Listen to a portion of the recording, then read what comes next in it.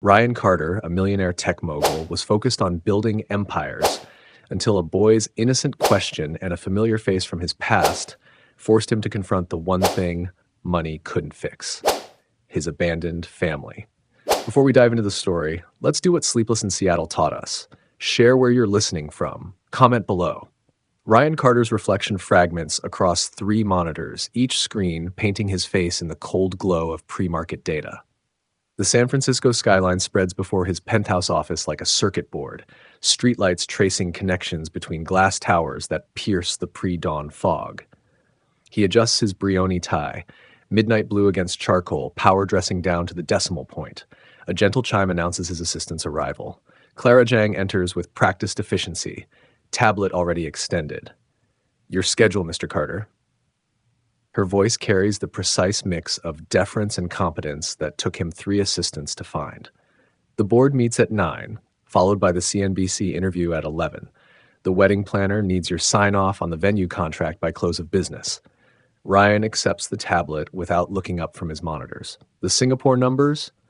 Up 6% in early trading. Your acquisition strategy is already paying dividends. Now he does look up, catching Clara's reflection in the window. "Don't editorialize, Clara. Just give me the facts." "Of course, sir. My apologies." She retreats a step, adjusting her stance. "Victoria called. She'd like to confirm you're still available for dinner to discuss the guest list." Ryan's jaw tightens at the mention of his fiancée. Victoria Hale, socialite, influencer, perfect match according to every society column in San Francisco. Their engagement announcement had doubled Carter Tech's social media engagement overnight. Tell her I'll be there."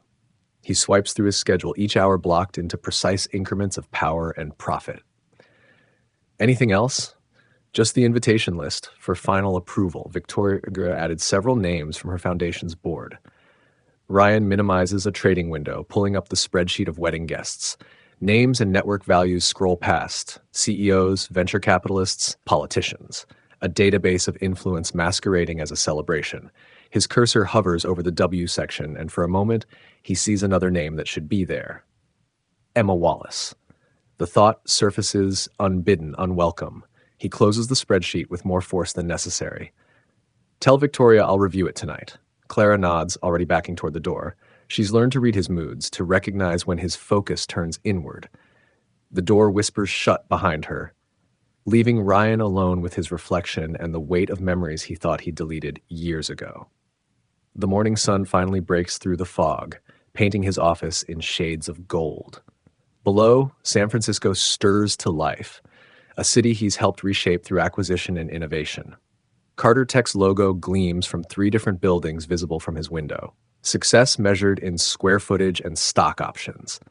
His phone buzzes, a message from Victoria with a photo attached.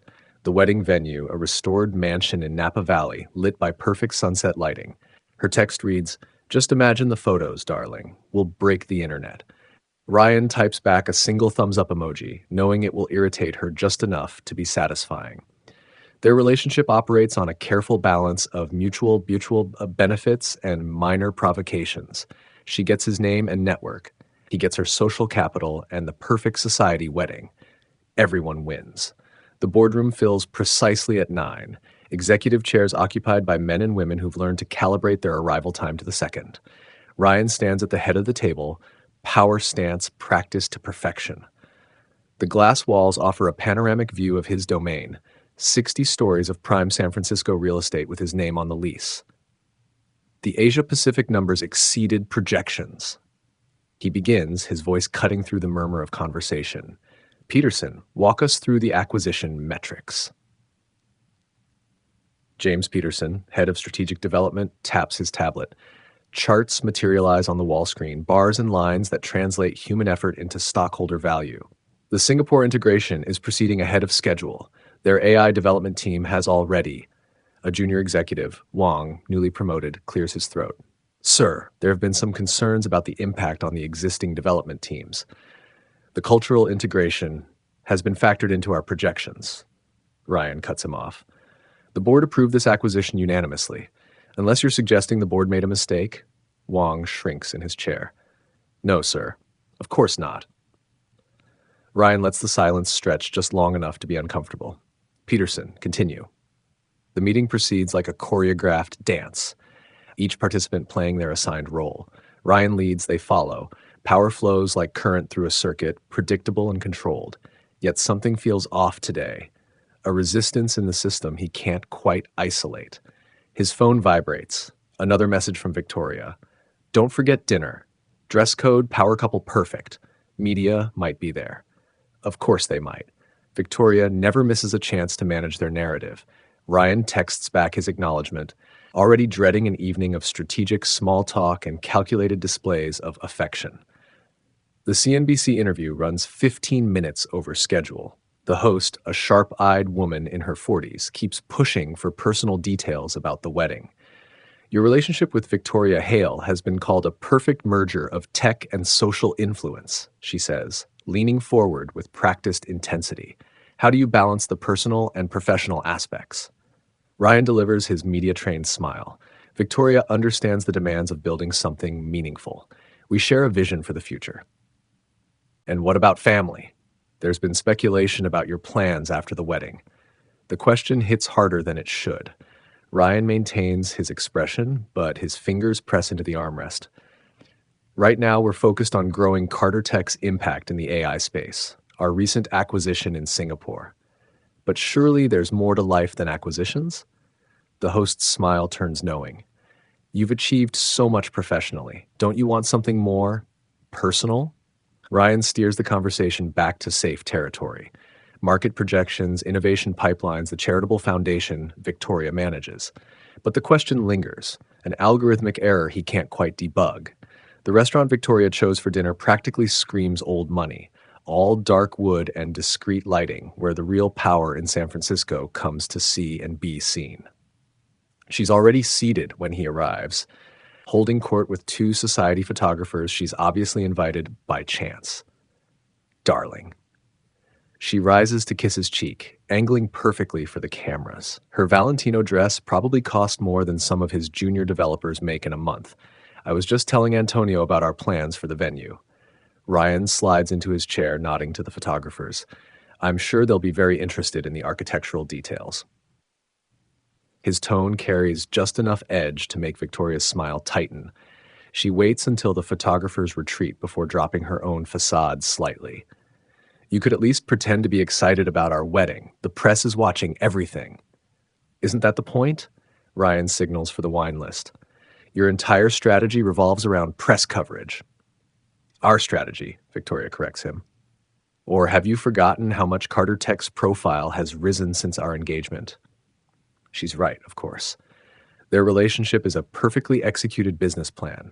He should be satisfied. Instead, he finds himself staring at the wine list without really seeing it, his mind drifting to simpler dinners in college cafeterias, when success meant making Emma Wallace laugh at his terrible computer science jokes. The guest list needs your approval, Victoria continues, either missing or ignoring his distraction. I've added several key investors who... I'll look at it tonight. Ryan closes the wine list with more force than necessary. Order whatever you think will photograph well. Victoria's perfectly sculpted eyebrows rise slightly. You're in a mood. Bad day at the office? Every day at the office is exactly what I make it. Ah, yes, the great Ryan Carter, master of his universe. Victoria's voice carries a hint of mockery. Sometimes I wonder if you actually feel anything at all. The words hit closer to home than she probably intends. Ryan signals the sommelier, ordering the most expensive bottle on the list because it's expected. Victoria launches into a detailed analysis of their wedding hashtag strategy, and he lets her words wash over him like background noise. His phone lights up with a notification, another article about their upcoming wedding, comparing them to tech royalty. The headline calls it the perfect union of power and influence.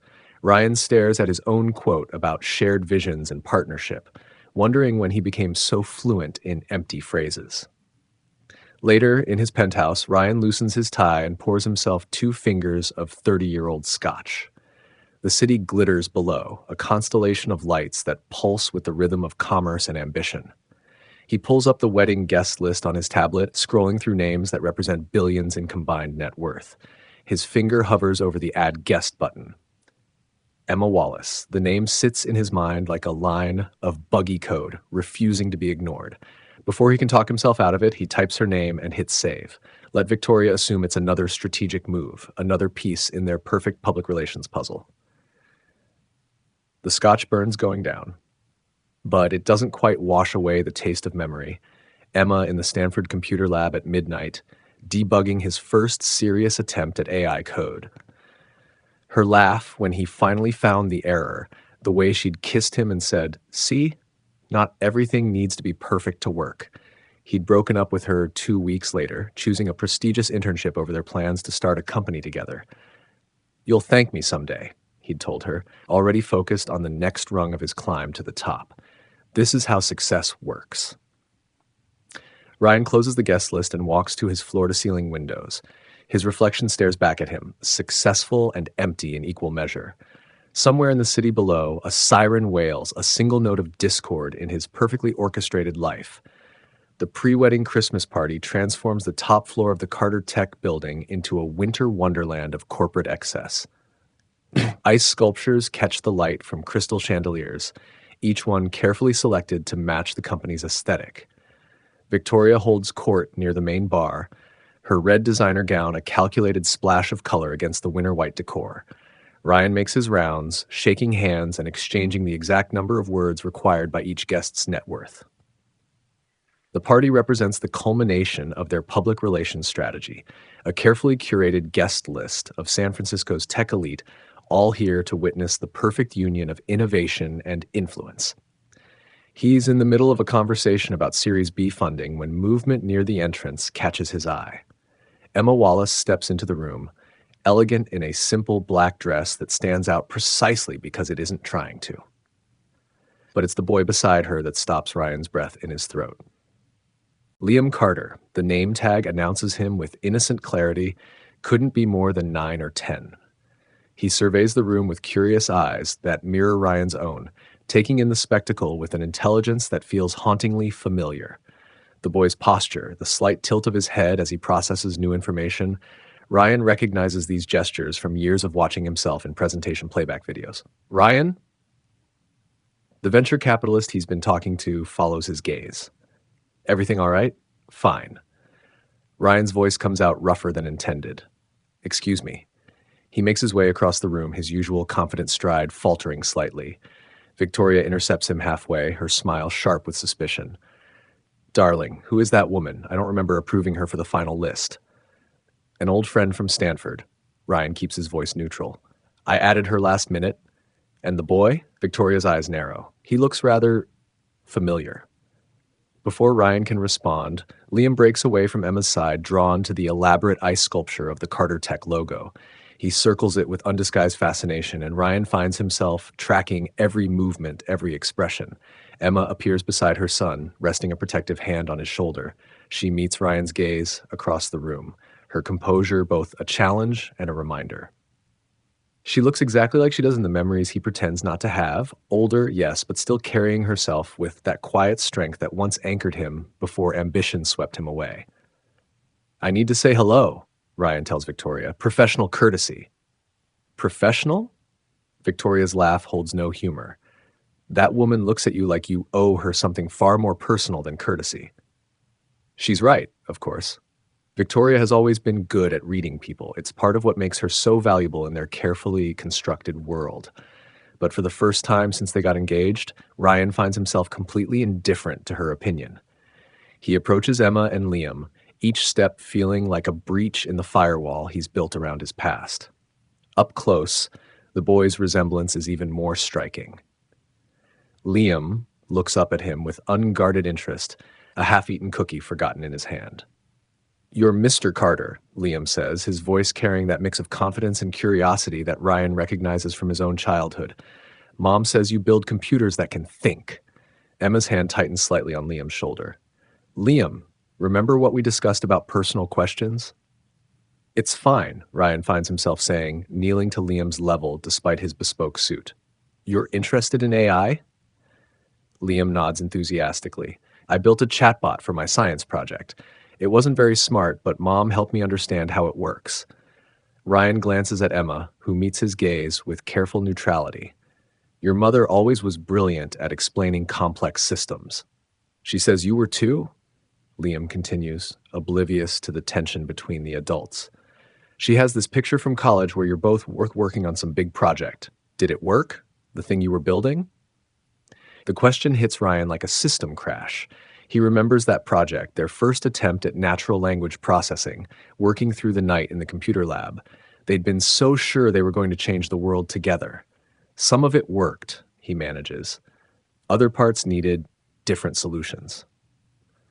Emma clears her throat softly. Liam, why don't you go check out the dessert table? I need to speak with Mr. Carter for a moment. Liam looks between them, picking up on the shift in atmosphere with surprising perception. Okay, Mom. Nice to meet you, Mr. Carter. Ryan watches him walk away, his movements a ghost of memory. When he turns back to Emma, her expression has hardened slightly. He has your focus, she says quietly. Your way of breaking down problems. I see it every day when he's working on his projects. The implications of her words hang in the air between them, heavy with unspoken accusations and explanations. Ryan straightens, adjusting his tie in a gesture that feels suddenly inadequate. Emma, don't. She cuts him off with a gentle firmness that's more effective than anger. I didn't come here for explanations or apologies.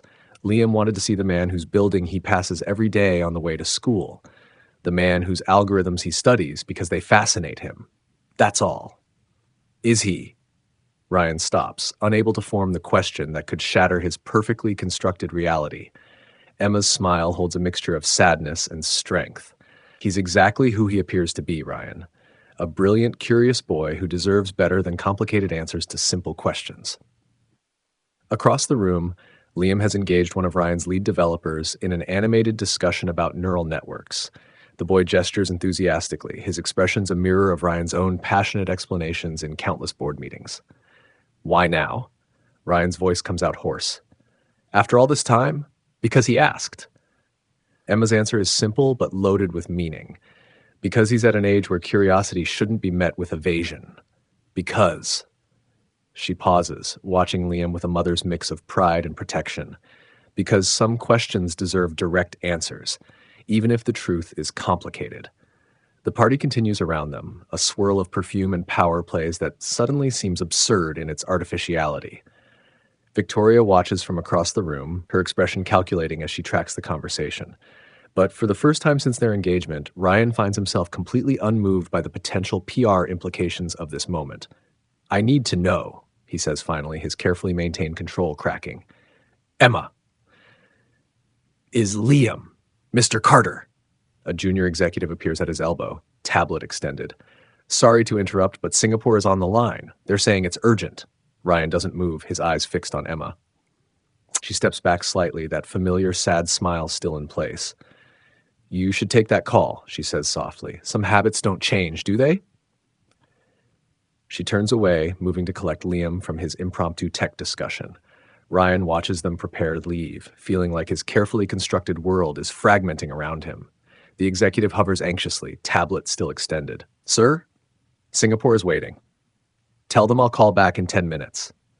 Ryan's voice carries an edge that makes the executive retreat quickly. He catches up to Emma and Liam near the elevator bank, where the Christmas decorations transform the corporate space into something almost magical. Liam examines a towering evergreen adorned with metallic ornaments that mirror Carter Tech's branding. Emma, wait. Ryan keeps his voice low, conscious of the party guests filtering past. We need to talk about this. Emma positions herself slightly in front of Liam, a subtle but unmistakable gesture of protection. No, we don't. Not tonight. Mom, Liam looks between them, his perception uncomfortably sharp. Is everything okay? Everything's fine, honey. Emma's smile doesn't quite reach her eyes. Mr. Carter just needs to get back to his party. Actually, Liam pipes up, I wanted to ask about the big telescope on the 40th floor. One of the scientists said it's for tracking satellites. Do you really track satellites, Mr. Carter? The question catches Ryan off guard, momentarily derailing his interrogation. How did you know about the telescope?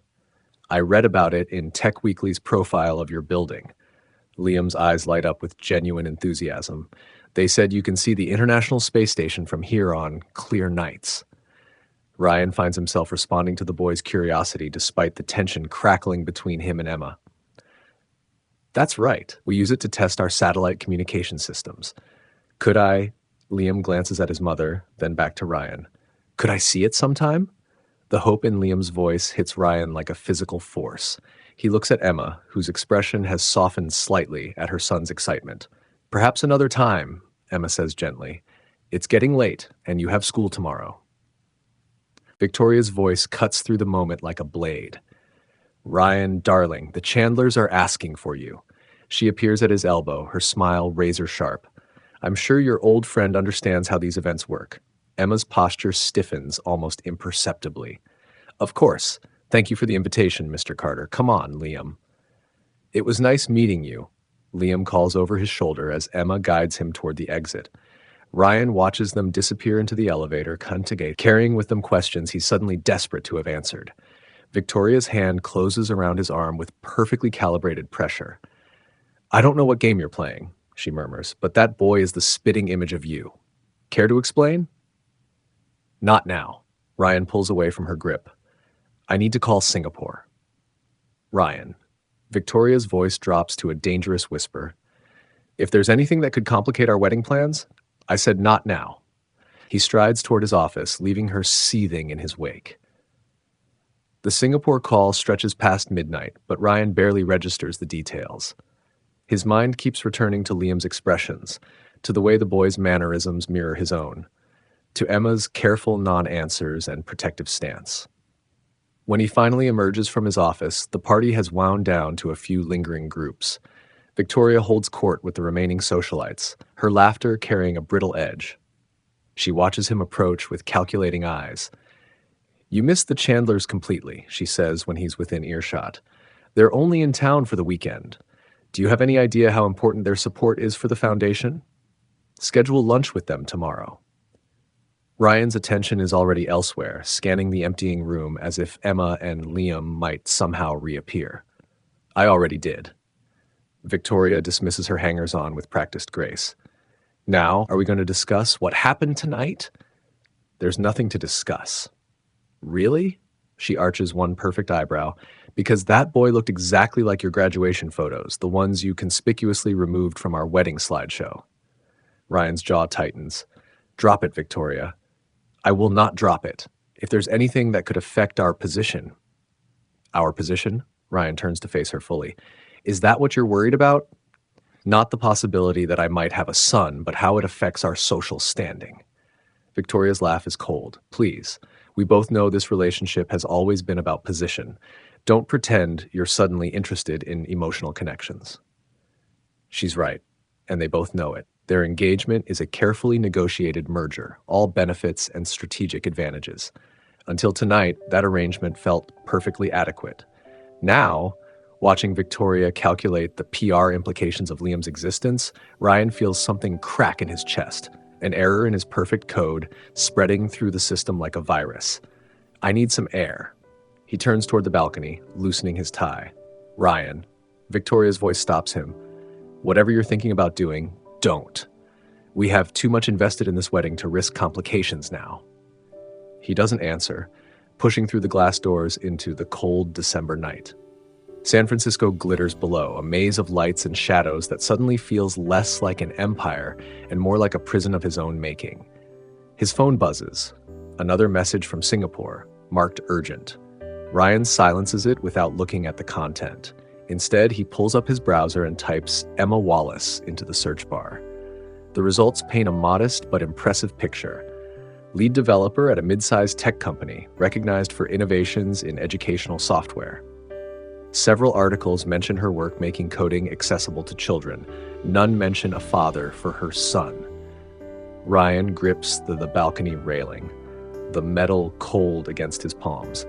The last time he spoke to Emma before tonight, she'd tried to tell him something important, but he'd been focused on an acquisition deal, convinced that nothing could be more crucial than scaling the corporate ladder.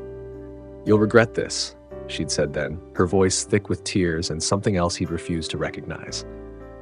Some things matter more than success, Ryan. The memory hits him with new force, pieces clicking into place with algorithmic certainty. He straightens, decision crystallizing like frost on the railing. "Clara," he speaks into his phone, "get me everything you can find on Emma Wallace and her son, and clear my morning schedule tomorrow." "Sir?" Clara's voice carries surprised concern. "You have the merger review at 9. Clear it. All of it." Ryan's tone brooks no argument. "And find out where Emma Wallace works. I need to talk to her." He ends the call before Clara can respond, staring out at his city with new eyes. Behind him, the party continues to wind down, Victoria's laugh carrying across the space like a warning. But for the first time since he began building his empire, Ryan finds himself completely unmoved by the sound of success. Numbers blur across Ryan's monitors, quarterly projections swimming before his eyes. He blinks, trying to focus on the Singapore acquisition metrics, but his mind keeps drifting to smaller numbers. 10 years old, the approximate age of a boy with his eyes. 9.8, the predicted growth rate that should command his attention, but feels suddenly meaningless. The morning sun slants through his office windows, painting sharp rectangles across his desk. Ryan shifts, adjusting his collar against a throat that feels too tight. Liam's expression from last night haunts him, that slight tilt of the head while examining the ice sculpture, the way his brow furrowed in concentration. The same expression Ryan sees in presentation playback videos, in mirror reflections during late-night strategy sessions. "A coincidence," he mutters, but the word tastes like a lie. His intercom buzzes. "Mr. Carter, the board is waiting for your quarterly review." Ryan stares at the projections, seeing instead Liam's curious gaze as he discussed AI with one of the developers. The same intensity Ryan had at Stanford before success became a mathematical equation of profit margins and public perception. "Mr. Carter, reschedule it." His voice comes out rougher than intended. Something urgent came up. "Sir?" Clara's surprise bleeds through the intercom. "The board has been waiting. I said reschedule." Ryan cuts the connection, standing abruptly. His reflection fragments across the monitors. Successful, powerful, empty. The perfect acquisition target for Victoria Hale's social media empire. The thought of Victoria sends a fresh wave of tension through his shoulders. She's left 3 messages since last night, each one increasingly pointed about damage control regarding Emma's appearance at the party. Ryan deletes them without listening. The silence feels like rebellion. His phone vibrates. A calendar reminder for dinner with Victoria at Saison. Another perfectly choreographed performance of power couple perfection. Ryan adjusts his tie, muscle memory carrying him through the motions of success, while his mind replays fragments of last night. Emma's quiet strength, Liam's unconscious mimicry of his own gestures, Victoria's calculating assessment of them both. The restaurant gleams with old money polish. All polished brass and subtle lighting designed to flatter 7-figure net worths. Victoria holds court at their usual corner table, her Valentino dress exactly the right shade of dramatic for the inevitable paparazzi shots. Her smile carries the precise mix of affection and ambition that first attracted Ryan's strategic mind. "Darling." She rises to kiss his cheek, the gesture as practiced as a corporate merger. "I was just reviewing the final guest list adjustments with our publicist." Ryan signals the sommelier needing something to occupy his hands. "I thought we finalized the list last week." "We did, until your little surprise guest created complications." Victoria's tone could frost champagne. "Really, Ryan, inviting your ex without warning? The media is already speculating about your history with Emma Wallace." Emma's presence is irrelevant. Ryan studies the wine list without seeing it. The press will move on to the next scandal by morning. Her presence, perhaps. Victoria leans forward, voice dropping. "But that boy? He's the spitting image of you, darling. Even Peterson noticed the resemblance." Ryan's grip tightens on the wine list. Peterson should focus on the Singapore integration instead of gossip. This isn't gossip. It's reputation management. Victoria's perfect nails tap against her water glass. If there's any chance that boy is yours, he's not. The lie burns like cheap scotch, and I don't appreciate the implication. Don't you? Victoria's laugh carries no warmth. "Because you've been distracted ever since they arrived. I watched you with him, Ryan. You practically tripped over yourself trying to impress a child with corporate toys." "I was being polite to a guest." You were being obvious. Victoria signals the sommelier. The 82 Bordeaux, please. And we'll need privacy for the rest of our dinner. She waits until they're alone again before continuing. I've already instructed security to remove them from the approved guest list. We can't risk any more awkward appearances. Something snaps in Ryan's chest. You did what? I protected our interests. Victoria's smile doesn't reach her eyes. That's what we do, isn't it? Protect the empire we're building? You had no right. I had every right. She cuts him off smoothly. Our relationship is built on mutual benefit, darling. Your tech empire, my social influence. The perfect power couple narrative. I won't let some blast from your past compromise that. Ryan stares at her, really seeing her for the first time since their engagement. Her beauty is as calculated as a quarterly earnings report. Her affection as artificial as their carefully curated social media presence. They're a merger of convenience, nothing more. The wine, sir. The sommelier appears with the Bordeaux, elegant bottle cradled like a newborn. Shall I decant? No. Ryan stands abruptly. I'm not staying. Ryan, Victoria's warning could cut diamond. Don't make a scene. Isn't that what we do best? He throws his napkin onto the table. Create scenes for the cameras? He strides out of the restaurant, ignoring Victoria's perfectly modulated calls after him. The night air hits like a system reset, clearing his head of wine lists and wedding plans and carefully constructed lies. His Tesla purrs to life, autopilot engaging as Ryan sinks into the leather seat. The city slides past in a blur of neon and shadow, but he sees only Liam's expression as he examined the Carter Tech logo. Curious, analytical, achingly familiar. The penthouse feels empty when he arrives, its perfect minimalism suddenly sterile. Ryan loosens his tie, pacing past floor-to-ceiling windows that frame his empire.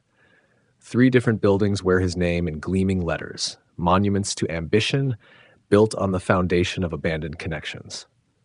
His phone buzzes. Victoria, no doubt calling to continue their discussion about appropriate damage control measures. Ryan silences it, moving instead to his home office. The wedding invitation list still sits on his desk, Emma's name bold against cream paper. He drops into his chair, the leather creaking like a confession. His laptop hums to life, cursor blinking in the search bar. Emma's name appears before he consciously decides to type it, his fingers moving with the same certainty that once coded his first successful algorithm. The results paint a modest but impressive picture. Lead developer at a mid-sized tech company recognized for innovations in educational software. Several articles mention her work making coding accessible to children. A local newspaper photo shows her at a science fair, hand resting proudly on Liam's shoulder as he demonstrates a simple robotics project. Ryan enlarges the photo, studying the boy's features with an intensity usually reserved for acquisition targets. Liam's stance mirrors his own in countless press photos. Shoulders back, chin lifted slightly, that particular tilt of the head that suggests both confidence and curiosity. The resemblance hits like a coding error, impossible to ignore once spotted. His fingers hover over the keyboard, trembling slightly. A deeper search would be easy. His resources could uncover every detail of Emma and Liam's lives within hours. But something stops him, a flicker of conscience in his otherwise ruthlessly efficient mind. The city glitters beyond his windows, a constellation of lights that once represented everything he wanted. Now they feel like chains, each success another link binding him to a life of calculated performances and empty achievements. Ryan reaches for his phone, bypassing Victoria's missed calls to dial Clara. Sir? His assistant answers despite the late hour. Is everything all right? I need you to clear my morning schedule tomorrow. Ryan's voice carries the same authority that built his empire, but his hands shake slightly.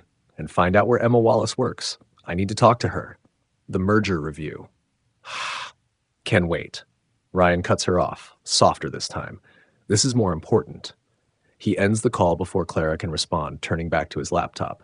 The photo of Emma and Liam still fills the screen, their genuine smiles a stark contrast to his own carefully crafted public image. For the first time in years, Ryan Carter, master of mergers and acquisitions, emperor of innovation, feels something crack in his perfectly controlled world.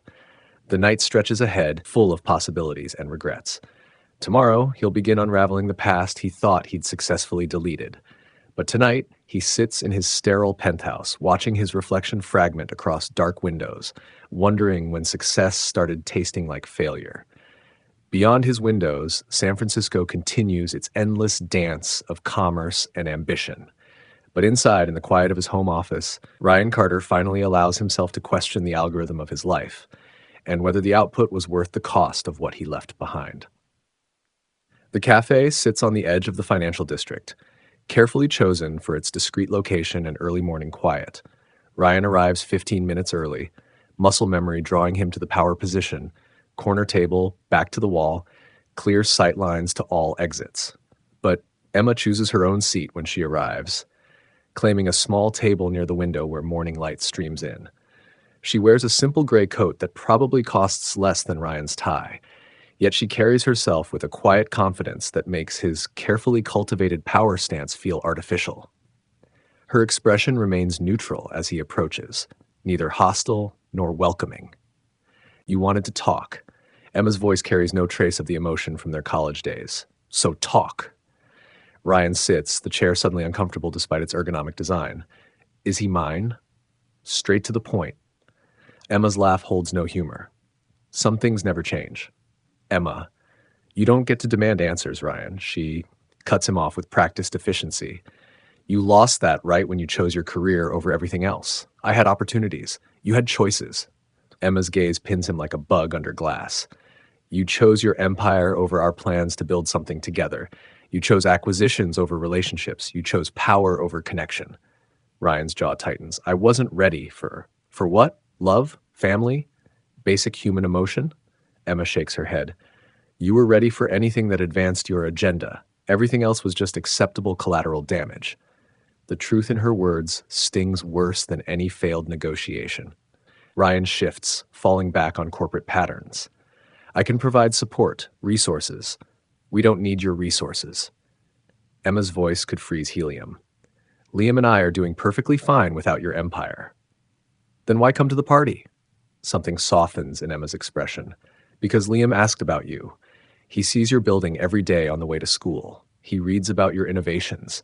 He wanted to know the man behind the algorithms." She pauses, studying Ryan's face. "I came to give him context for his curiosity, not to disrupt your perfect life with Victoria Hale." Ryan flinches at Victoria's name. "My life with Victoria is exactly what you always wanted." Emma stands, gathering her coat. Success, influence, a relationship built on mutual benefit instead of messy emotions. That's not fair. No? Emma's smile carries decades of earned wisdom. "Tell me, Ryan, what's the ROI on love? What's the market value of genuine connection? Have you figured out how to quantify human emotion in your quarterly reports?" She turns to leave, then pauses. "Liam has a science fair project next week. He's built a simple AI chatbot. Nothing compared to your corporate innovations, but he's proud of it."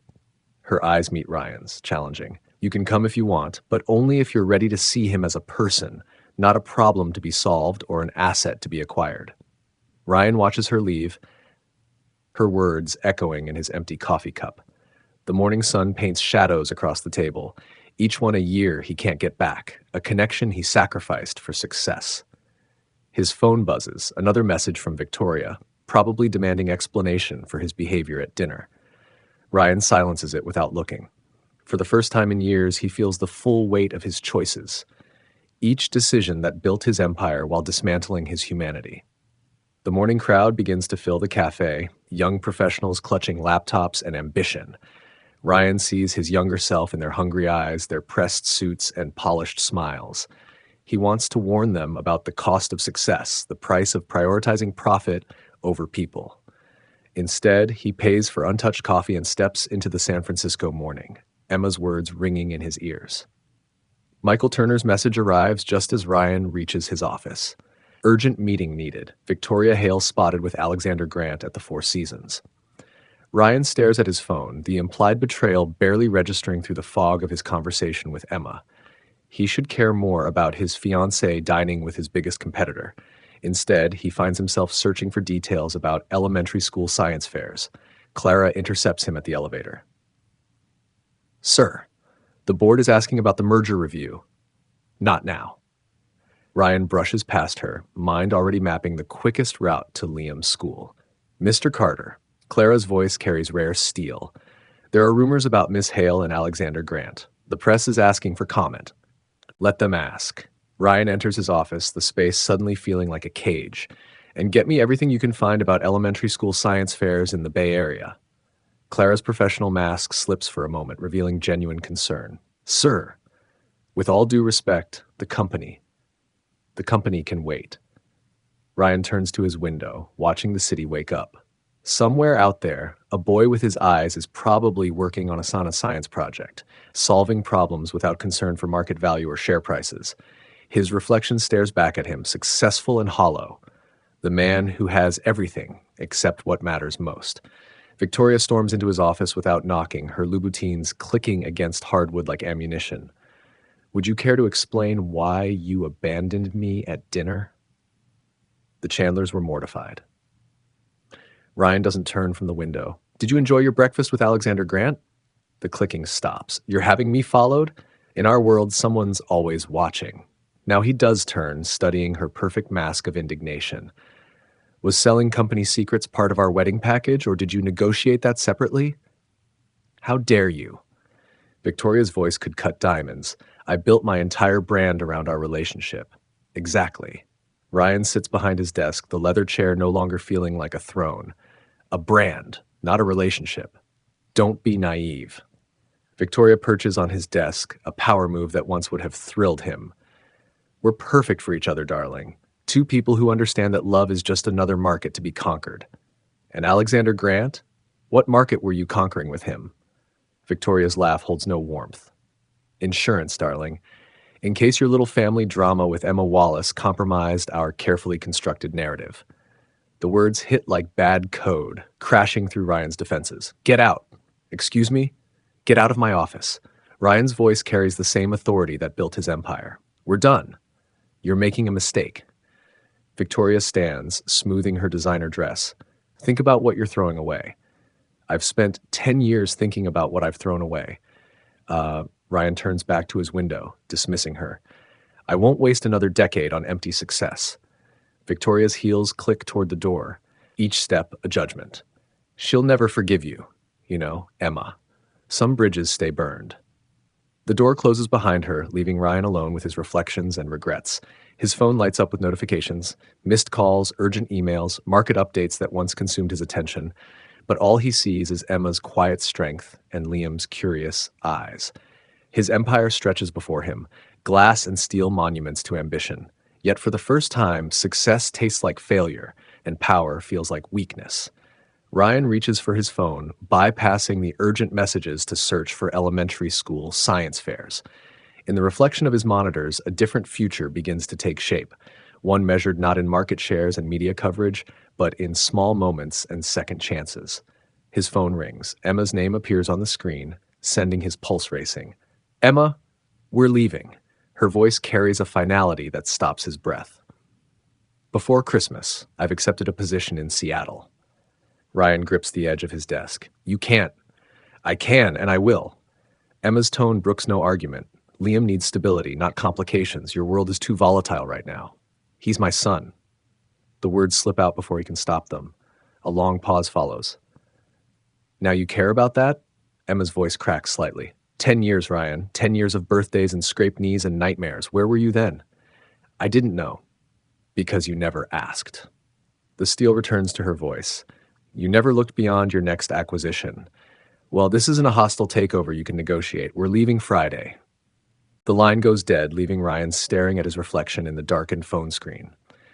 The wedding rehearsal dinner transforms the top floor of the St. Regis into a showcase of wealth and influence.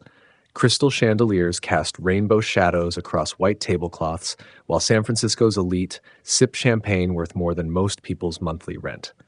Victoria holds court at the head table, her designer gown calculated to draw every eye. Her smile remains fixed as she addresses their guests, but her words carry razor edges. I'd like to thank everyone for coming tonight. She raises her champagne flute, though some of us seem increasingly distracted by personal matters. The pointed look she sends Ryan could freeze helium. He straightens in his chair, aware of the curious murmurs rippling through their audience. Perhaps my fiancé would like to explain his recent behavior? Victoria's voice drips honey-coated venom. The missed meetings, the canceled appearances. This isn't the time, Ryan warns quietly. When is the time? Victoria's mask slips, revealing genuine anger. When you're running off to play daddy with your illegitimate son. Gasps ripple through the crowd. Phones appear like mushrooms after rain, recording every moment of their implosion. Ryan stands slowly, his chair scraping against marble floors. You don't get to speak about my son. So you admit it? Victoria's laugh holds no humor. The great Ryan Carter brought low by a decade-old mistake? The only mistake.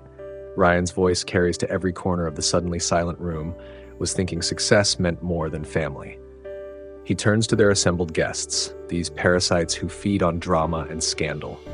The wedding is canceled. Like my relationship with Victoria, it was always more about appearance than substance.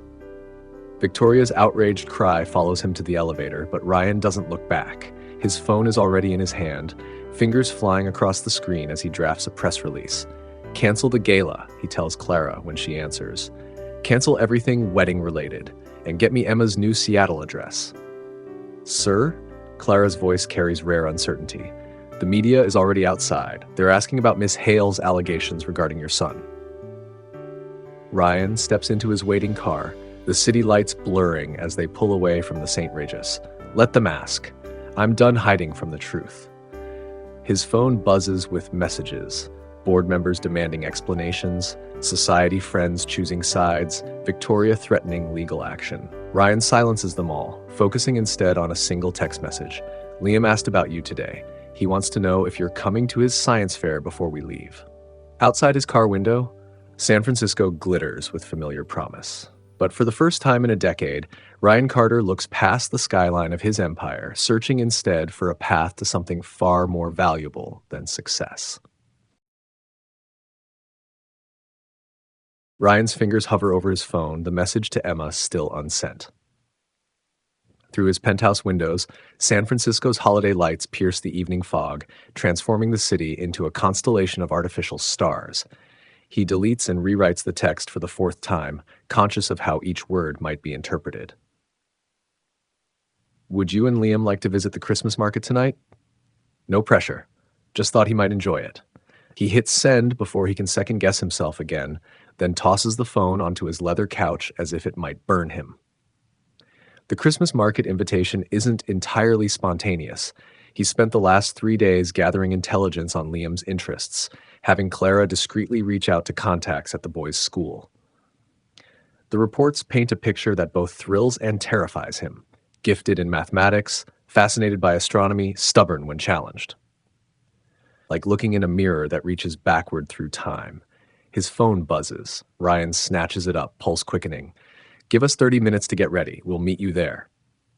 The response is pure Emma, direct, efficient, no unnecessary emotion. Ryan checks his watch, already calculating travel times and optimal meeting points. Then he catches himself micromanaging and forces his hands to still. This isn't a business meeting. This is something else entirely. He changes out of his suit into dark jeans and a cashmere sweater, an outfit that cost more than most people's monthly salary, but might pass for casual in the right light. The elevator ride to the lobby feels longer than usual, each floor ticking past with maddening slowness. The Christmas market transforms Union Square into a maze of twinkling lights and wooden stalls. Vendors hawk everything from hand-blown glass ornaments to artisanal hot chocolate, their calls mixing with carols and children's laughter. Ryan spots Emma and Liam near the entrance, their breath visible in the December chill. Liam waves when he sees Ryan approach, his enthusiasm uncomplicated by the weight of history that hangs between the adults. Mom says they have a real German carousel. I heard that too. Ryan matches Liam's smile without conscious effort. Should we check it out? Emma hangs back slightly as they weave through the crowd, her expression guarded but not hostile. She's wrapped in a practical wool coat, her hair loose around her shoulders, so different from Victoria's calculated glamour that the comparison feels almost offensive. The carousel glows like a jewel box, its carved horses prancing in endless circles. Liam's eyes widen at the sight, and Ryan feels an unfamiliar tightness in his chest. Want to ride? He asks, already reaching for his wallet. Liam glances at his mother, who nods. Go ahead. I'll watch from here. Ryan buys enough tokens for multiple rides, but Liam only wants one. There's too much else to see, he explains with 9-year-old logic that cuts through Ryan's instinct to maximize every experience. They wander past stalls selling nutcrackers and blown glass, Liam's curiosity drawing them in seemingly random directions. At a food stand, Ryan buys roasted chestnuts without thinking. The vendor cracks one open and hands it to Liam, who examines it with scientific interest before taking a careful bite. It's like warm potato but sweeter, Liam declares. Did you know chestnuts have twice the fiber of quinoa? Mom taught me about nutrition when we were learning about energy conversion in science class. Ryan catches Emma's slight smile. Of course, she'd turn a lesson about food into an opportunity for scientific learning. She'd done the same thing in college, explaining complex algorithms through elaborate metaphors about cooking and sports. They drift toward a booth filled with hand-carved wooden toys. Liam gravitates immediately to a display of miniature rockets and spaceships, each one detailed with remarkable precision. His fingers trace the curved hull of a rocket that could fit in his palm. You like space? Ryan asks, though he already knows the answer from Clara's intelligence gathering. Liam nods without looking up. Mom and I watch the ISS passes whenever we can. Sometimes you can see it really clearly from our roof.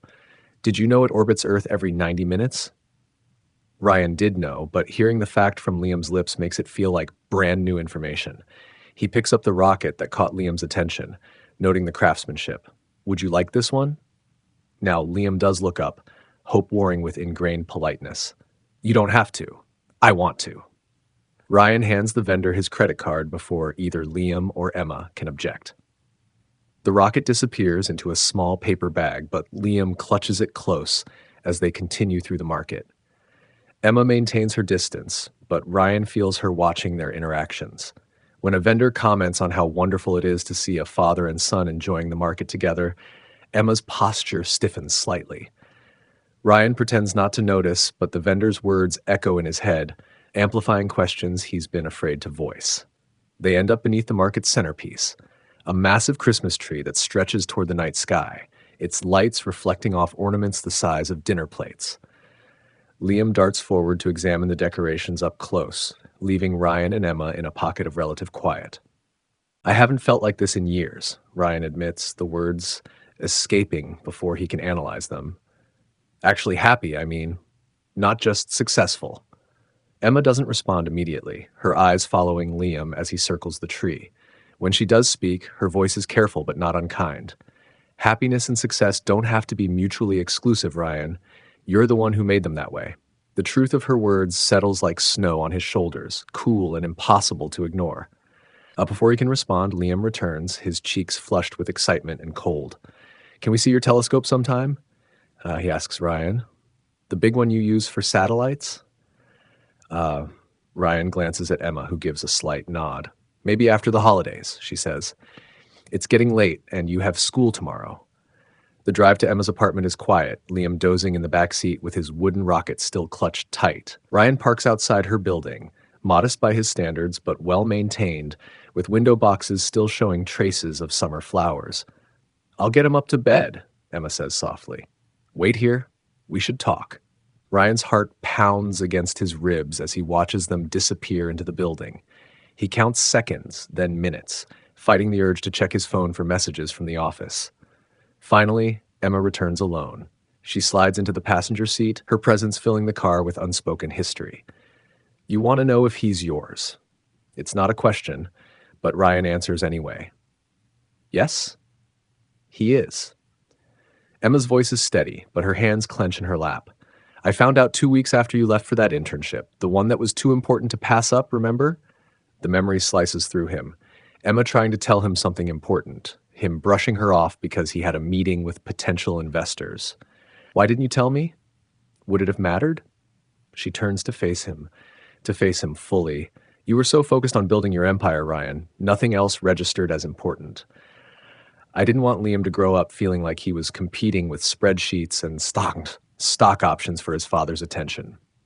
Guilt crashes through Ryan's carefully constructed defenses. He stares through the windshield at Emma's building, imagining 9 years of birthdays and skinned knees and science projects he missed. I would have helped. I didn't need help. Emma's tone holds no bitterness, just fact. I needed a partner. Someone who understood that success isn't just measured in dollars and market share. She pauses, softening slightly. Liam doesn't know you're his father. I've never lied to him. He knows his father was someone I loved in college who chose a different path. He's drawn his own conclusions about you since seeing you in the news, but he's never asked directly. Ryan's chest constricts. On his desk at the office, next to monitors displaying real-time market data, sits an award for Most Innovative CEO. The crystal trophy suddenly seems worthless compared to the weight of moments he can never reclaim. I want to be in his life, he says finally. I know I don't deserve it, but you're right.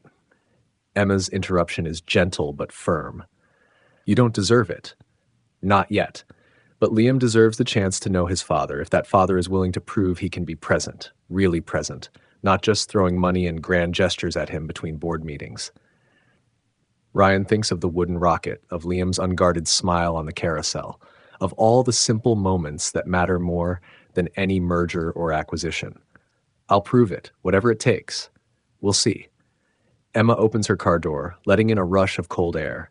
Actions matter more than promises, Ryan. You taught me that a long time ago. She disappears into her building, leaving Ryan alone with the weight of revelation and responsibility. His phone buzzes. A message from Victoria about wedding details. Without hesitation, he turns off the phone completely. The drive back to his penthouse feels like navigation through foreign territory. Every traffic light and turn represents a choice between the life he built and the one he never knew he wanted. By the time he reaches his building, his decision is made. The next morning dawns clear and cold. Ryan straightens his tie, muscle memory from countless power moves, and walks into Victoria's private office at precisely 8:30 a.m.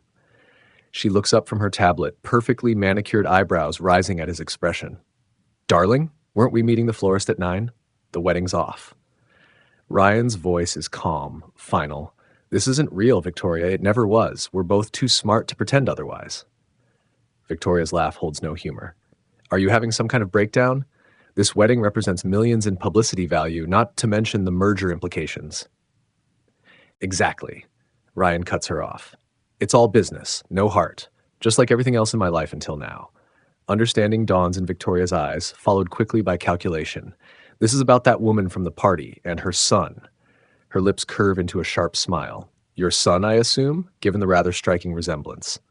My personal life is no longer your concern. Ryan heads for the door, then pauses. I'll handle the press announcement.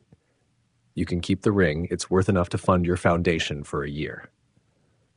You're making a mistake. Victoria's voice could freeze champagne. Everything we've built. That's just it. Ryan meets her gaze one last time.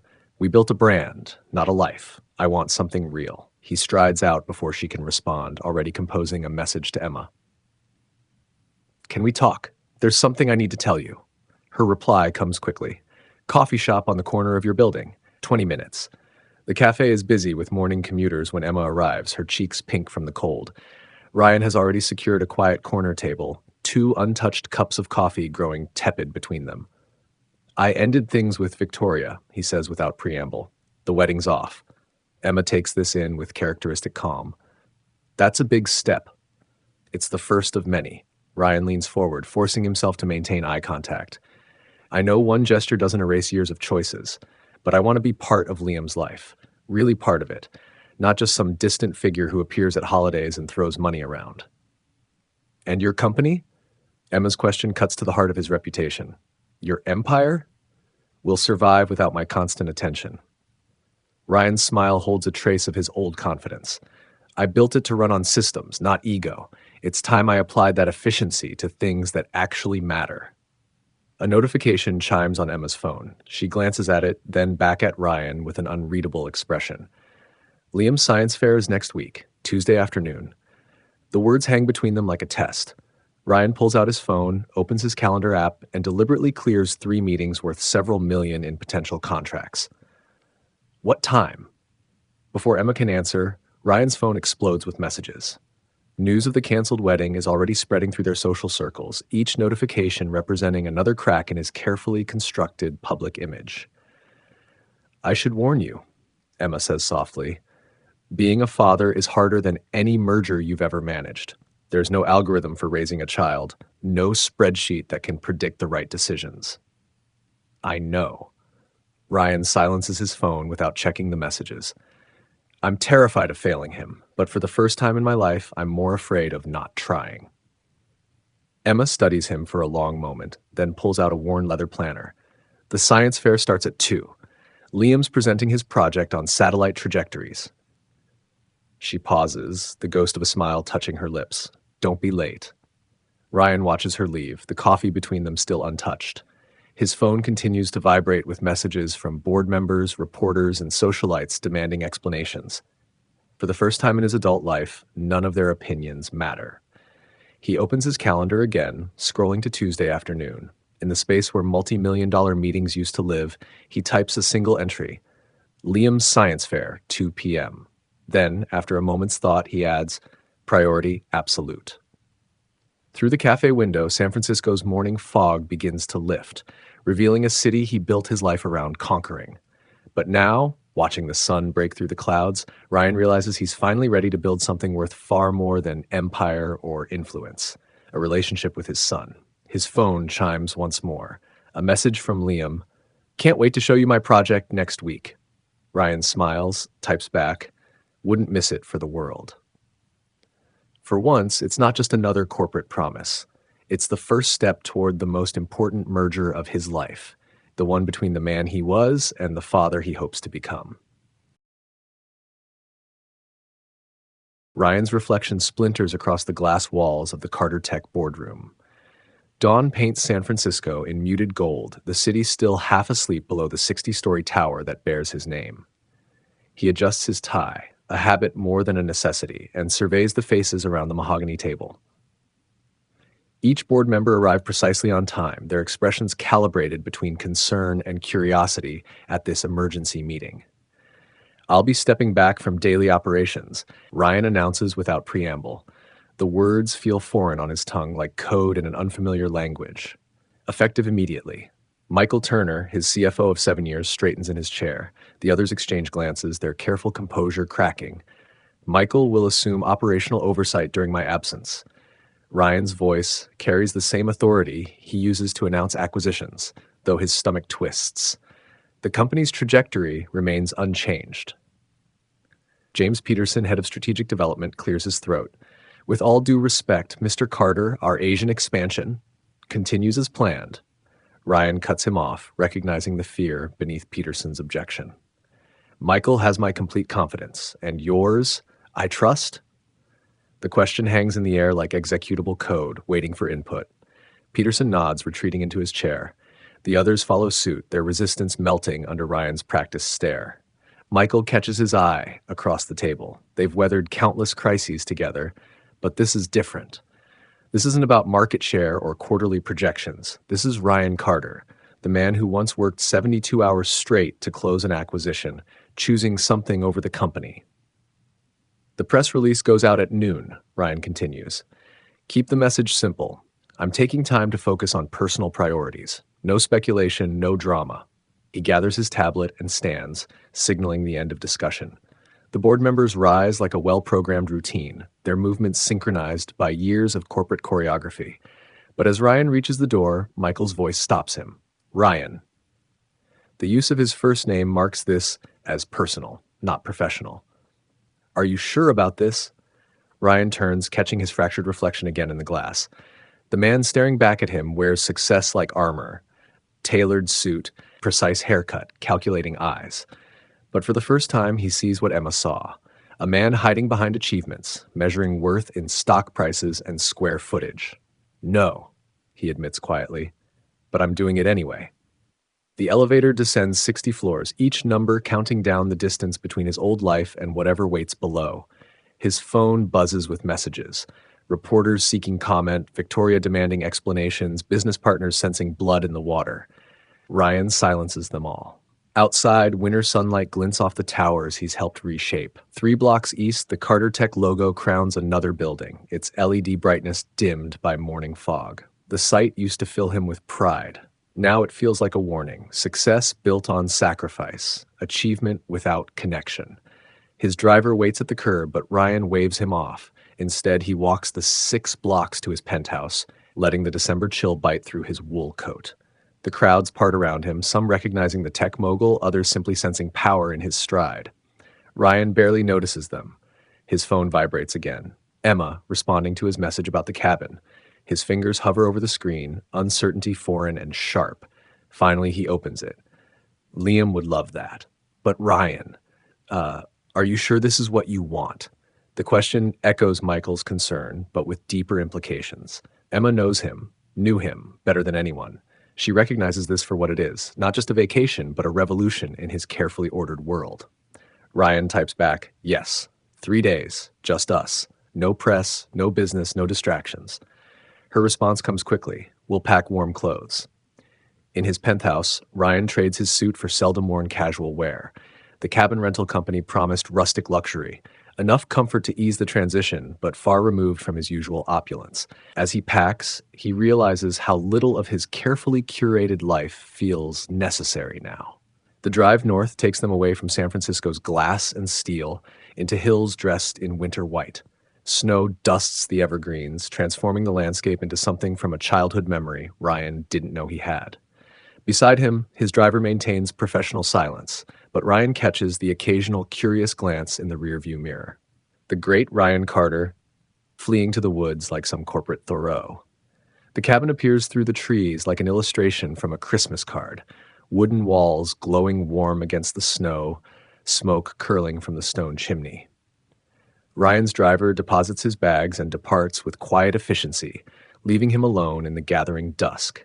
Inside, Ryan moves through the space, cataloging details with his usual precision. The great room centers around a massive stone fireplace, its hearth already laid with logs. The kitchen gleams with high-end appliances carefully chosen to look rustic. Upstairs, 3 bedrooms wait with fresh linens and down comforters. Everything perfect, everything planned. He's adjusting the thermostat when headlights sweep across the windows. Ryan's heart rate spikes, a physiological response he automatically notes and files away for examination.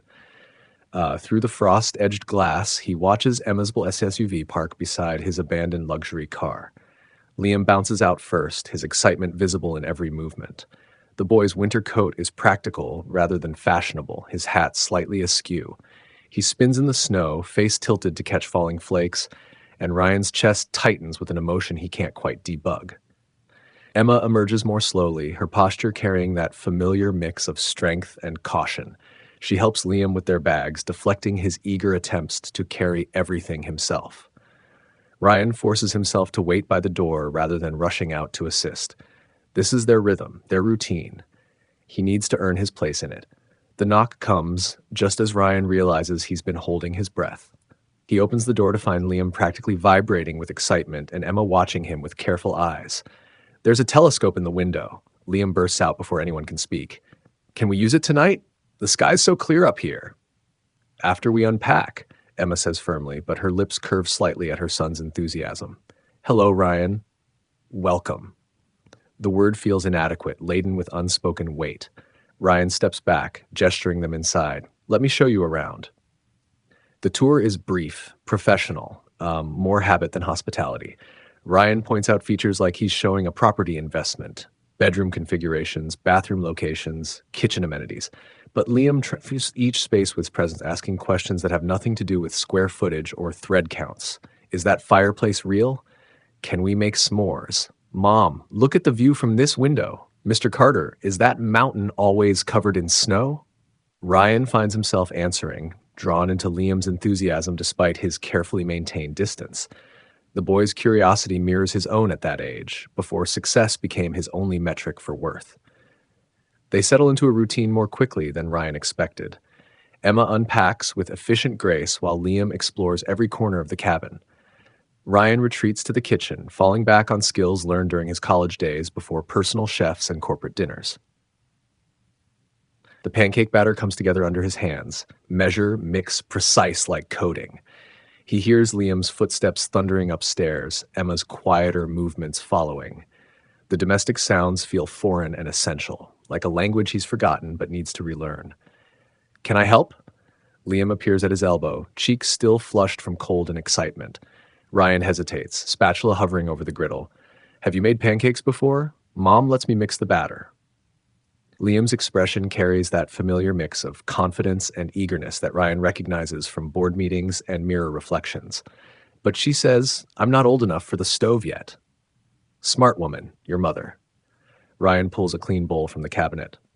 Want to help me measure ingredients? They work together, Liam's enthusiasm occasionally overwhelming his accuracy. Ryan finds himself relaxing, letting go of precision in favor of connection. When flour dusts Liam's nose and eggs drip onto the counter, Ryan doesn't immediately reach to clean up. Instead, he shows Liam how to crack eggs one-handed, the way he learned during midnight study sessions at Stanford. Emma appears in the doorway, her expression softening at the scene before her. For a moment, the years between them thin like morning fog, and Ryan remembers other kitchens, other moments of shared domesticity before ambition rewrote his priorities. Smells good, she offers, the words careful but genuine. Mom, look. Liam demonstrates his new egg-cracking technique, shell fragments scattering across the counter. Mr. Carter says it's all about angle and pressure, just like in physics. Just like in physics, Emma echoes, but her eyes are on Ryan, measuring something he can't quite calculate. They eat at the rustic dining table, morning light painting everything in gentle gold. The pancakes aren't perfect, some slightly burnt, others oddly shaped, but Liam declares them the best he's ever had. Ryan watches him devour them with unrestrained joy, so different from the calculated appreciation at business dinners. After breakfast, they bundle up for Liam's eager exploration of the snowy grounds. Ryan helps him build a snowman, surprised to find himself enjoying the simple task. No quarterly projections to meet, no shareholders to appease, just packed snow and Liam's running commentary on optimal structural support. The base needs to be wider, Liam explains, packing snow with mittened hands. For stability, like a pyramid, right? Exactly right. Ryan adds another handful of snow, careful to maintain the shape Liam envisions. Have you studied Egyptian architecture? Not yet. But Mom got me this book about ancient engineering, and Liam launches into an enthusiastic explanation of architectural principles, his words tumbling out between puffs of frozen breath. Ryan listens, really listens, the way he used to before every conversation became a transaction. He catches Emma watching them from the cabin's porch, her expression unreadable in the winter light. The day passes in a blur of simple pleasures.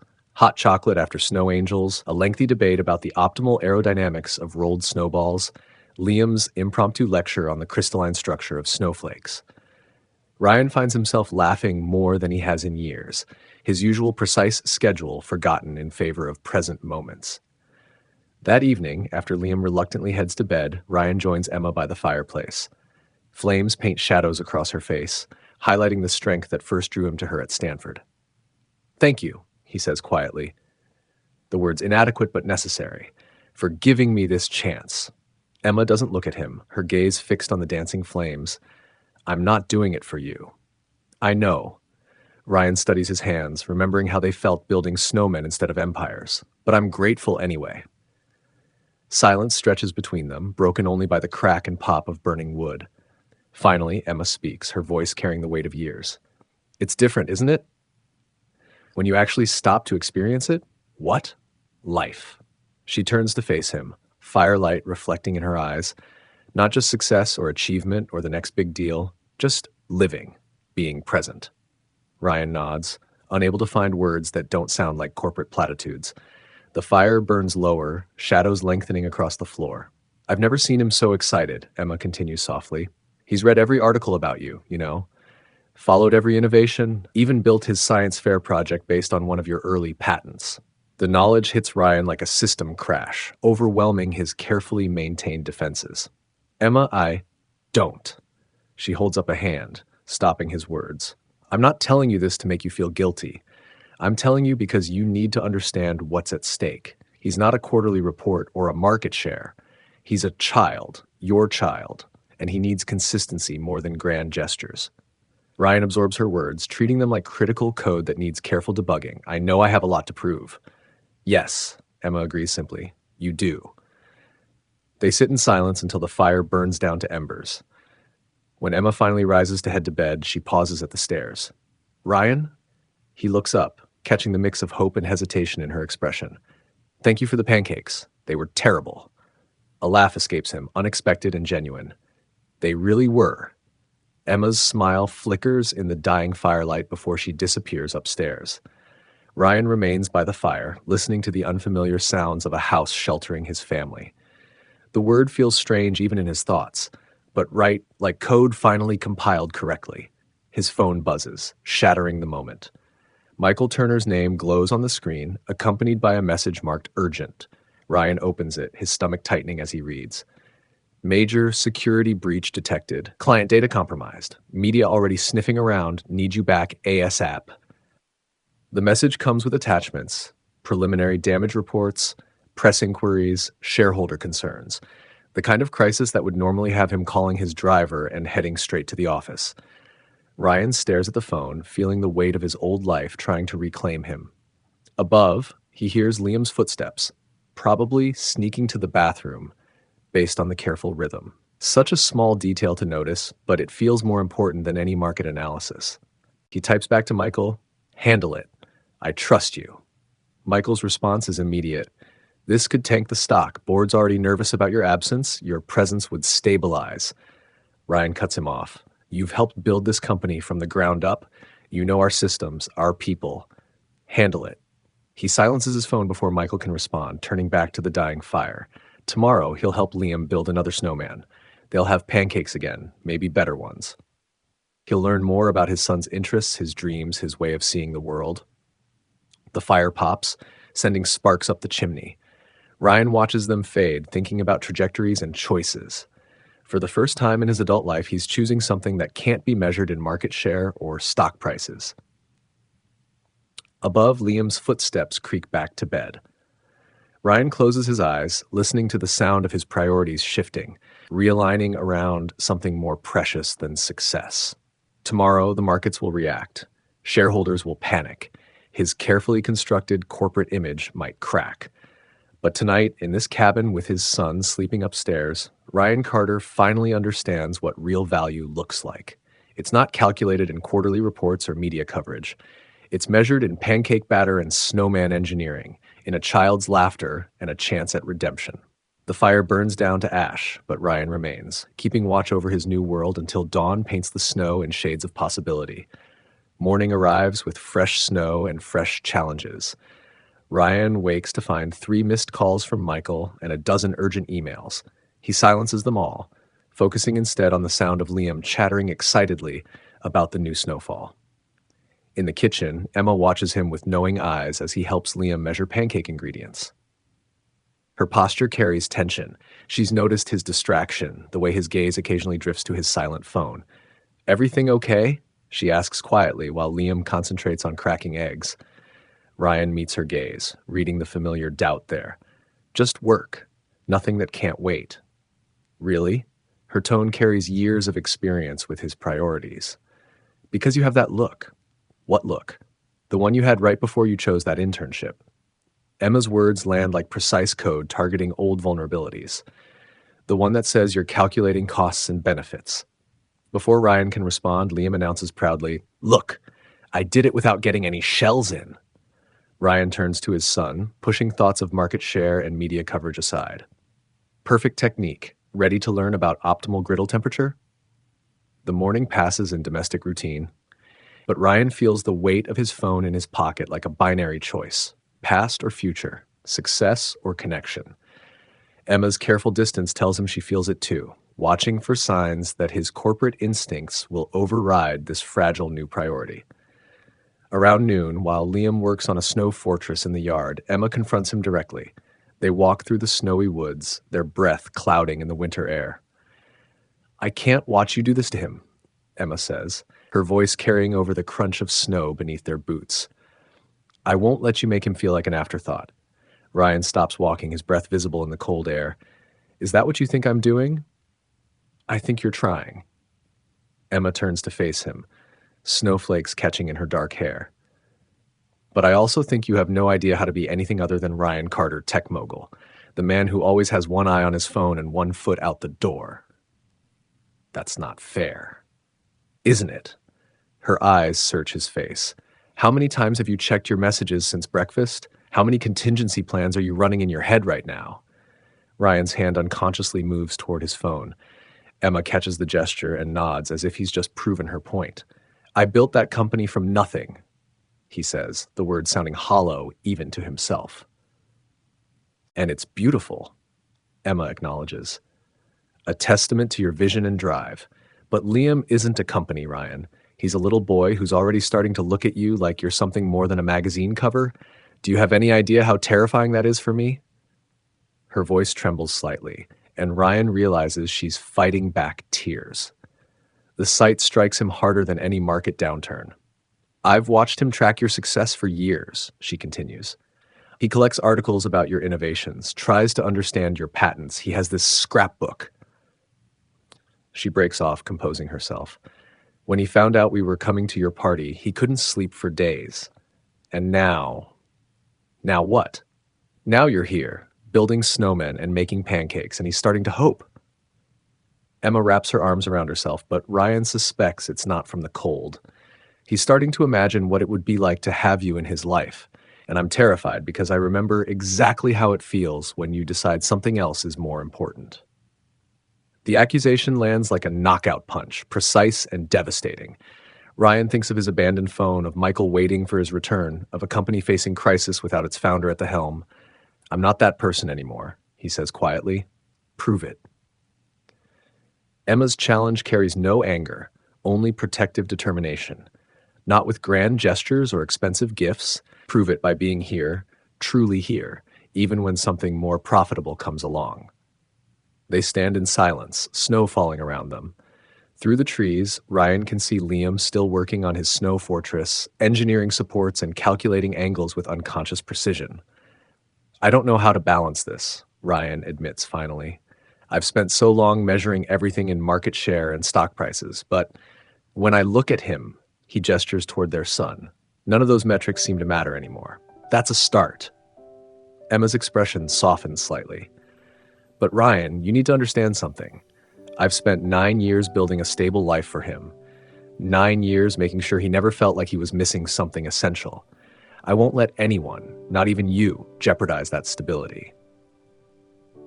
Ryan nods, understanding the warning in her words. Before he can respond, his phone buzzes again. Emma watches as he pulls it out, reads Michael's latest update about the security breach. Go ahead, she says quietly. Read it. Make your choice. Ryan stares at the message, feeling the familiar pull of corporate crisis. The breach is worse than initially reported. Stock prices are already dropping in pre-market trading. His absence is being noted by major financial news outlets. With deliberate movements, he turns off the phone completely. My choice is already made, he says, pocketing the silent device. Let's go see how Liam's fortress engineering is coming along. Emma studies him for a long moment, measuring his sincerity. Finally, she nods, and they walk back toward the cabin together. The afternoon unfolds in small moments. Liam explaining his fortress design with enthusiasm that mirrors Ryan's own product presentations, hot chocolate steam fogging up windows, Emma's gradual relaxation as Ryan remains present despite his silent phone. But that evening, after Liam goes to bed clutching a book about space exploration, the weight of Ryan's corporate responsibilities crashes back like a denial of service attack. His laptop, buried in his bag since arrival, seems to pulse with urgent demands. Emma finds him staring at his phone, still powered off, in the living room. The company, she asks, though it's not really a question. Security breach, Ryan admits. Potentially serious. Michael's handling it, but you're used to handling everything yourself. Emma sits across from him, firelight catching the silver threads in her hair that weren't there during their Stanford days. Always in control, always the one making decisions. It's how I built my success.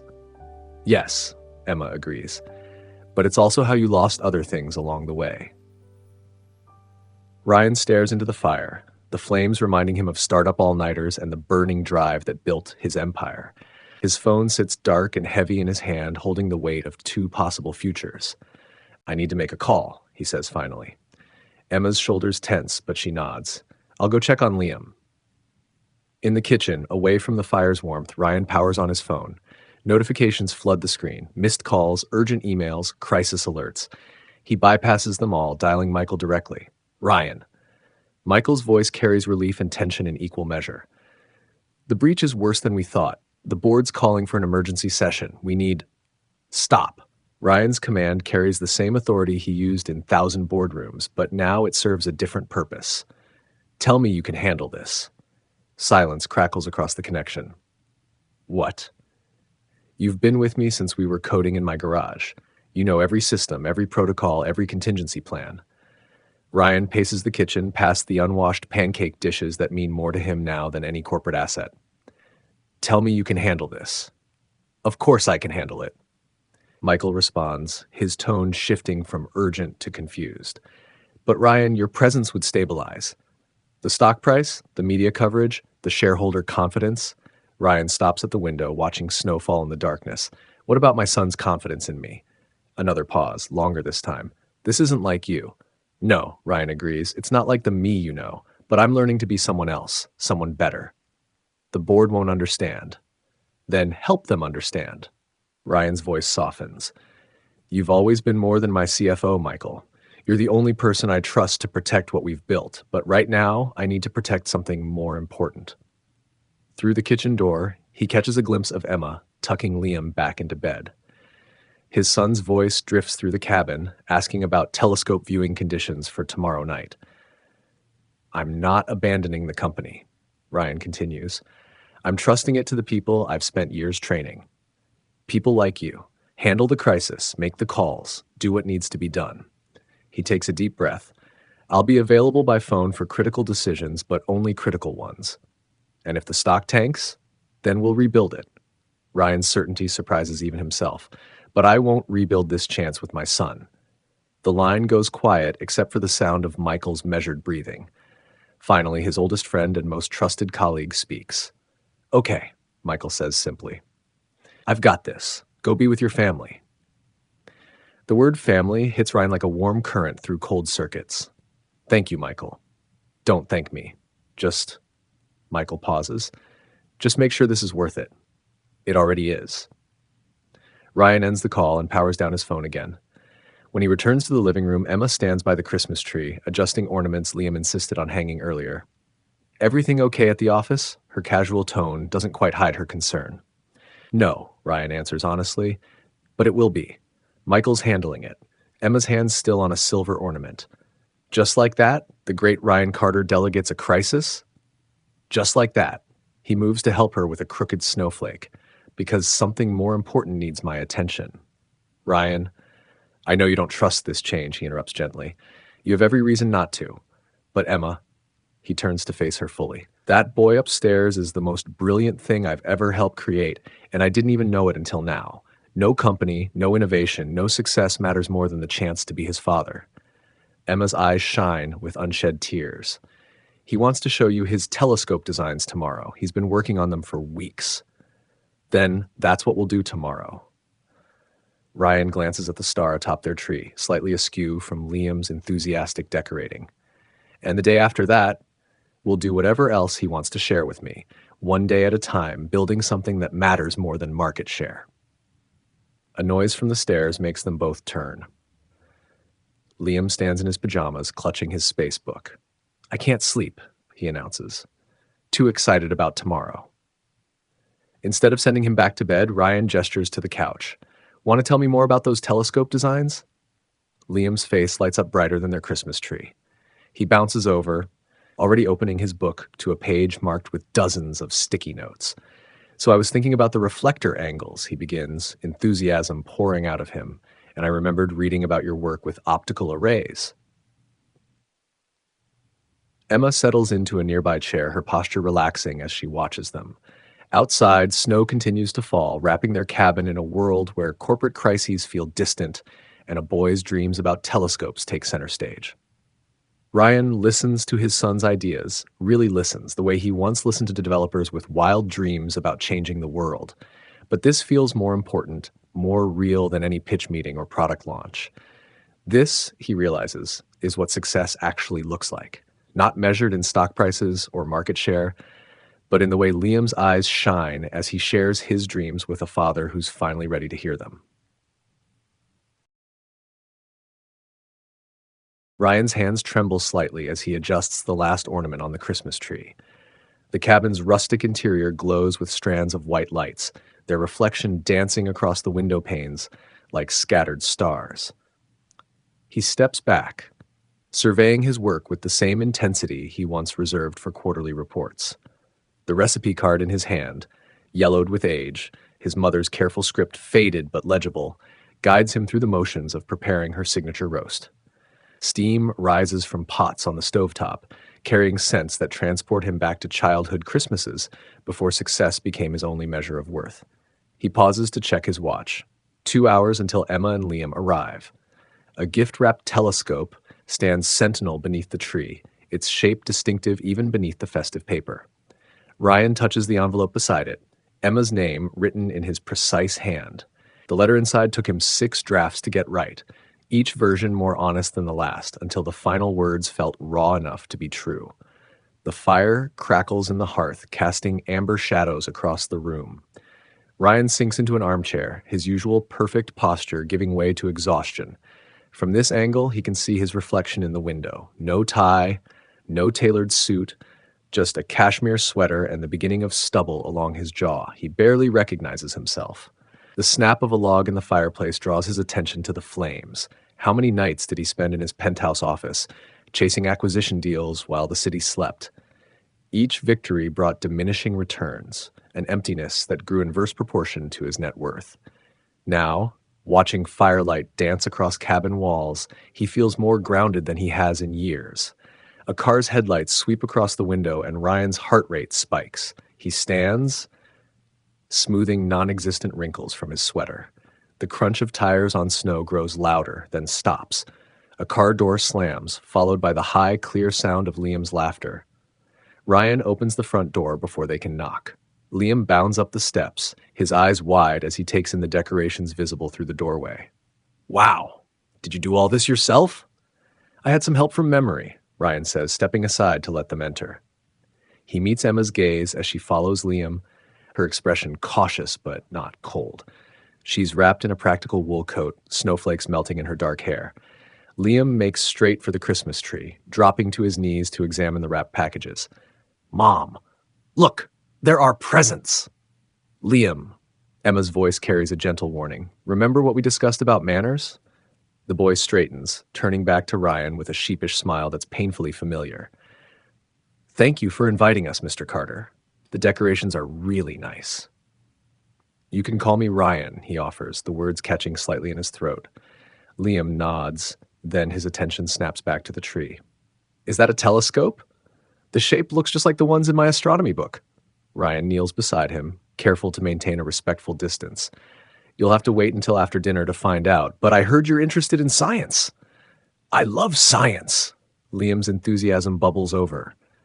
"Did you know you can see Saturn's rings with a good telescope? And the International Space Station looks like a moving star."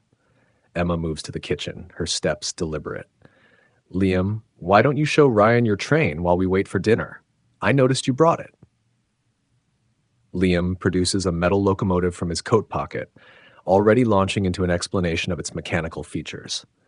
Ryan listens, truly listens, as his son describes gear ratios and steam engine principles with surprising accuracy for his age. The sound of dishes being moved draws Ryan to the kitchen. Emma stands at the counter, removing her coat with careful movements. "You didn't have to go to all this trouble," she says quietly. "I wanted to." Ryan begins setting the table, his hands less steady than he'd like. Tonight isn't about impressing anyone. It's about building trust. Emma doesn't respond immediately, but her posture softens slightly. She nods, acknowledging the weight of his words without committing to more. They work in companionable silence, moving around each other with cautious grace. Liam's voice carries from the living room as he narrates his train's journey across the carpet. The scene feels surreal in its normality, so far removed from board meetings and media appearances that it might as well be another life entirely. Ryan serves dinner with none of his usual flourish, making sure to give Liam an extra portion of macaroni and cheese. The boy's eyes light up at the sight. Mom, he made my favorite. I had some help from Clara, Ryan admits. She mentioned you told her about it at the party. Emma raises an eyebrow, but there's a hint of amusement in her expression. Your assistant is thorough. Was thorough, Ryan corrects. I've been making some changes at the company. The conversation flows more easily than he expected, carried largely by Liam's enthusiastic descriptions of his latest science projects. Ryan finds himself leaning forward, engaged by his son's curiosity in a way no business proposal has managed in years. As they finish the meal, Ryan's hand brushes the letter in his pocket. The moment has come. He stands, his chair scraping slightly against the floor. Emma, he begins, his voice steadier than he feels. I owe you an apology, several actually. She sets down her fork, her expression guarded but attentive. Liam looks between them, picking up on the shift in atmosphere. I was wrong, Ryan continues. Not just about leaving, but about what success really means. I convinced myself that ambition justified everything, every missed connection, every broken promise. I told myself I was building something important, but I was really just running from what mattered most. He withdraws the envelope, placing it carefully on the table between them. This letter contains everything I should have said years ago and everything I've learned since meeting Liam. You don't have to read it now, but I hope you will. Emma touches the envelope with hesitant fingers, but doesn't open it. Words are easy, Ryan. You've always been good with words. I know. He meets her gaze directly. That's why I'm backing them up with actions, starting with this. He turns to Liam, who watches them with unusual stillness. Would you like to open your present now? Liam looks to Emma for permission. She nods, and he practically flies to the tree, returning with the carefully wrapped telescope. This isn't just a gift, Ryan explains as Liam tears into the paper. It's a promise to be present, to nurture your curiosity, to be the kind of father who does more than sign checks and make appearances. The telescope emerges from its wrapping, sleek and professional grade. Liam's mouth drops open. It's like the one at your office. Even better, Ryan says. This one's designed for serious astronomers. Would you like to set it up outside? The sky's perfectly clear tonight. Liam's enthusiastic response draws a small smile from Emma. They bundle up against the cold, Ryan carrying the telescope while Liam clutches the tripod with determined concentration. The night air bites with winter clarity, stars sharp as diamonds against black velvet. Ryan helps Liam assemble the telescope, explaining each component with patience he didn't know he possessed. Emma watches from the cabin's porch, her breath visible in the cold. Look through here. Ryan guides Liam's eye to the eyepiece. See that bright point? That's Jupiter, and those tiny dots nearby? Those are its moons. Liam's gasp of wonder sends a surge of emotion through Ryan's chest. I can see them! Mom, come look! You can actually see the moons! Emma joins them, her steps crunching in the snow. She bends to look through the telescope, and Ryan catches a glimpse of the young woman who once challenged his assumptions in a Stanford computer lab. It's beautiful, she says softly. They take turns at the telescope, Liam recording observations in a small notebook Ryan produces from his pocket. The boy's handwriting is precise, his diagrams carefully labeled, another echo of his father's methodical nature. When they return inside, rosy-cheeked from the cold, Emma pulls Ryan aside while Liam continues his astronomical notes at the dining table. I see what you're trying to do, she says quietly, and I appreciate the effort. But Liam needs consistency, not grand gestures. I know. Ryan meets her gaze steadily. That's why I'm stepping down as CEO. I'm restructuring my entire life to make room for what matters. Emma's eyes widen slightly. Ryan, I'm not asking for anything you're not ready to give, he interrupts gently. I just want the chance to prove that I've changed, to be the father Liam deserves, and maybe, he hesitates, maybe eventually earn back some of the trust I broke. Emma studies him for a long moment, her expression softening incrementally. We'll take it one day at a time, she says finally. No promises, but I'm willing to see where this goes. The following day, Emma pulls Ryan aside while Liam examines his telescope by the window. Her expression is thoughtful, measured. I've been thinking about what you said last night. Ryan's pulse quickens, but he keeps his expression neutral. Years of board meetings have taught him the art of stillness in crucial moments. I'm willing to give you a chance, she continues. Not unlimited and not unconditional, but a chance to be part of Liam's life, to prove this change is real. Relief floods through Ryan's chest. Thank you, he manages, the words inadequate but sincere. Don't thank me yet. Emma's voice carries a gentle warning. Show me. Show him. That's all that matters now. Ryan nods, understanding the weight of her words. They both watch Liam, absorbed in adjusting the telescope's settings with careful precision. 3 days later, Ryan stands before a forest of cameras and microphones, his resignation speech crisp and clear. The business world buzzes with speculation as he announces his departure as CEO of Carter Tech. Victoria's lit Instagram post, arm in arm with his former competitor, barely registers as he explains his decision to pursue ventures aligned with family and personal growth. That evening, he sits with Liam at the cabin's dining table, the boys' homework spread between them. I want you to understand something, Ryan begins carefully, about why I'm making these changes. Liam looks up from his science worksheet, his expression serious. Ryan sees himself in that focused gaze, but there's an openness there that he lost somewhere along his climb to the top. I'm going to be around more often, Ryan continues, not just for holidays or special occasions. I want to support your interests, especially your love for science, if you'll let me. Liam considers this with surprising maturity. Then, without warning, he launches himself forward, wrapping his arms around Ryan's waist. The hug catches Ryan off guard, emotion tightening his throat. Emma finds them later working on Liam's science project, heads bent together over a circuit board. She pauses in the doorway, watching as Ryan patiently explains electrical resistance while Liam solders with careful concentration. The scene radiates a quiet rightness that makes her chest tight with cautious hope. The next morning dawns clear and cold, sunlight sparkling off fresh snow. They exchange gifts around the tree, Liam exclaiming over his new chemistry set from Emma and the hand-drawn star chart Ryan created. When Ryan opens his gift, he finds a framed photograph of the three of them at the Christmas market, caught in a moment of unguarded laughter.